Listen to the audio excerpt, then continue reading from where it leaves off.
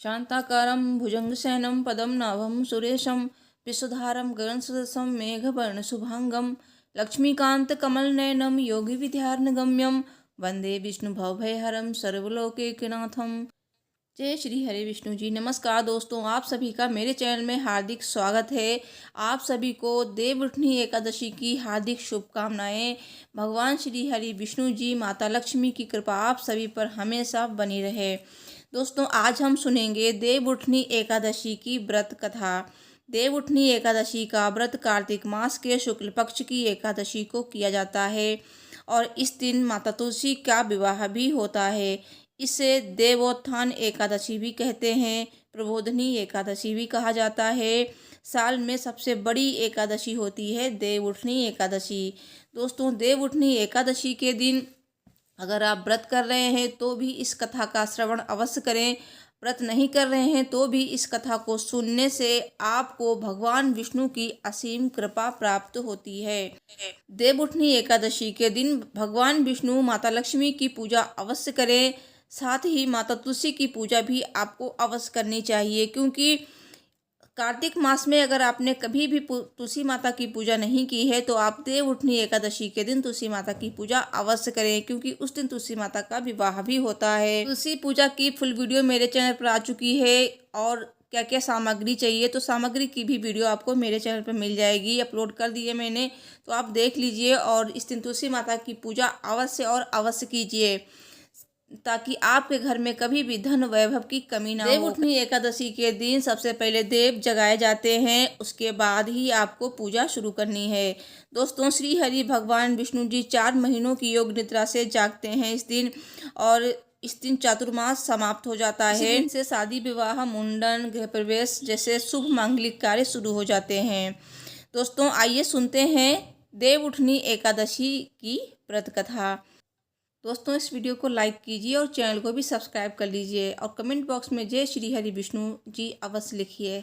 सब बोलिए भगवान विष्णु जी की जय, माता लक्ष्मी की जय, माता एकादशी की जय। देवउठनी एकादशी से जुड़ी पौराणिक कथा के अनुसार एक नगर के राजा के राज्य में सभी लोग राजा से प्रजा तक विधि विधान से एकादशी की पूजा करते थे और व्रत रखते थे। इस राज्य में एकादशी के नियम का भी पूरी तरह से पालन किया जाता था और एकादशी के दिन पशु पक्षियों तक को अन्न नहीं दिया जाता था। एक बार नगर में एक व्यक्ति नौकरी की तलाश में आया।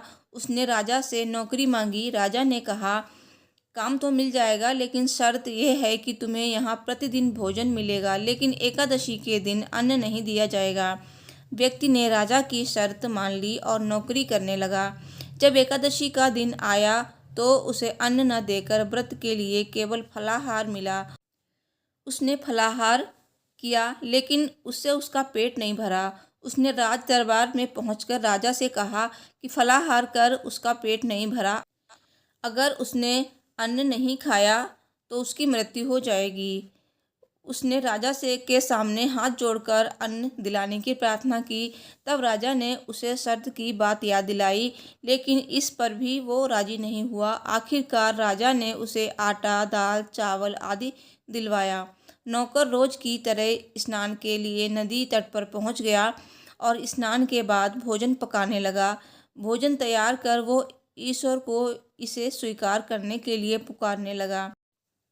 तभी वहाँ भगवान विष्णु प्रकट हो गए। उसने भगवान के लिए भी भोजन परोसा। भगवान ने भोजन खाया और व्यक्ति ने भी भोजन खाया। भोजन के बाद भगवान श्री हरि बैकुंठ लौट गए और व्यक्ति भी अपने काम पर लौट गया। 15 दिन बाद जब फिर से एकादशी आई तो उसने राजा से 2 गुना अन्न देने की मांग की। उसने राजा से कहा कि पिछली बार प्रभु ने भी उसके साथ भोजन किया था, जिससे उसका पेट पूरा नहीं भर पाया। नौकर की बात सुनकर राजा को आश्चर्य हुआ। राजा ने कहा, प्रभु तुम्हारे साथ भोजन कैसे कर सकते हैं? राजा ने उसे 2 गुना अन्न तो दे दिया, लेकिन नदी किनारे पेड़ के पीछे छिप कर देखने लगा कि नौकर सच बोल रहा है या झूठ।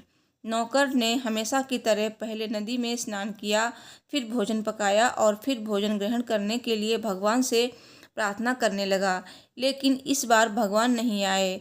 उसने भगवान से कई बार आने की प्रार्थना की, लेकिन जब भगवान नहीं आए तो उसने कहा कि प्रभु, यदि आप नहीं आए तो मैं नदी में कूद जाऊंगा। इसके बावजूद भी भगवान वहां नहीं आए और आखिरकार वो नदी के पास जाकर छलांग लगाने लगा। तब भगवान श्री हरि जी ने आकर उसे रोक लिया और उसके साथ बैठकर भोजन किया और फिर वैकुंठ चले गए। राजा यह सब दृश्य देखकर हैरान रह गया। उसे इस बात का ज्ञान हो गया कि किसी भी व्रत के लिए व्यक्ति का मन पवित्र और आचरण शुद्ध होना चाहिए, तभी व्रत संपन्न होता है और उसका फल भी मिलता है। इसके बाद राजा भी पवित्र मन और श्रद्धा भाव से एकादशी का व्रत करने लगा। सब बोलिए भगवान विष्णु जी की जय। एक और पौराणिक कथा के अनुसार एक बार भगवान विष्णु जी से लक्ष्मी जी ने आग्रह के भाव से कहा, हे भगवान, आप दिन रात जागते हैं लेकिन एक बार सोते हैं तो फिर लाखों करोड़ों वर्षों के लिए सो जाते हैं तथा उस समय समस्त चराचर का नाश भी कर डालते हैं। इसीलिए आप नियम से विश्राम किया कीजिए। आपके ऐसा करने से मुझे भी कुछ समय आराम का मिलेगा। लक्ष्मी जी की बात भगवान को उचित लगी। उन्होंने कहा कि तुम ठीक कहती हो, मेरे जागने से सभी देवों और खासकर तुम्हें कष्ट होता है। तुम्हें मेरी सेवा से वक्त नहीं मिलता, इसीलिए आज से मैं हर वर्ष 4 मास वर्षा ऋतु में शयन किया करूँगा। मेरी यह निद्रा अल्प निद्रा और प्रलयकालीन महानिद्रा कहलाएगी। ये मेरी अल्प निद्रा मेरे भक्तों के लिए परम मंगलकारी रहेगी। इस दौरान जो भी भक्त मेरे शयन की भावना कर मेरी सेवा करेंगे, मैं उनके घर तुम्हारे समेत निवास करूँगा। सब बोलिए भगवान विष्णु जी की जय, माता लक्ष्मी की जय, माता एकादशी की जय। दोस्तों, 2024 में देवउठनी एकादशी का व्रत 12 नवंबर को किया जाएगा और देवउठनी एकादशी व्रत का पारण 13 नवंबर को किया जाएगा। तो पारण कब और कैसे करना है, पारण की फुल वीडियो आपको मेरे चैनल पर मिल जाएगी। मैं जल्द ही अपलोड कर दूंगी। तो प्लीज़ इसके लिए आप मेरे चैनल को सब्सक्राइब कर लीजिए और कमेंट बॉक्स में जय श्री हरि विष्णु जी लिखना बिल्कुल ना भूलिए। भगवान विष्णु जी आपकी हर मनोकामना पूरी करेंगे और इस दिन आप भगवान विष्णु की पूजा अवश्य करें। और देवउठनी एकादशी के दिन भगवान कृष्ण को या भगवान विष्णु जी को तुलसी के 11 पत्तों की माला जरूर अर्पित करें। साथ ही आप तुलसी माता को कच्चा दूध जरूर अर्पित करें, आरती करें और उन्हें एक चुन्नी जरूर चढ़ाएं। इससे आपके घर में धन वृद्धि होगी और आपकी हर मनोकामना पूरी होगी। आपका वैवाहिक जीवन सुखमय होगा। और एकादशी तिथि शुरू होने से पहले ही तुलसी पत्र आपको तोड़ लेने चाहिए, क्योंकि एकादशी तिथि में तुलसी पत्र नहीं तोड़े जाते हैं। दोस्तों, देवउठनी एकादशी कब है, क्या करें क्या ना करें, पूजा का शुभ मुहूर्त, इसकी वीडियो मेरे चैनल पर बहुत पहले आ चुकी है। तो अगर आप मेरे चैनल से जुड़े रहेंगे तो आपको पहले से पहले जानकारी मिलती रहेगी।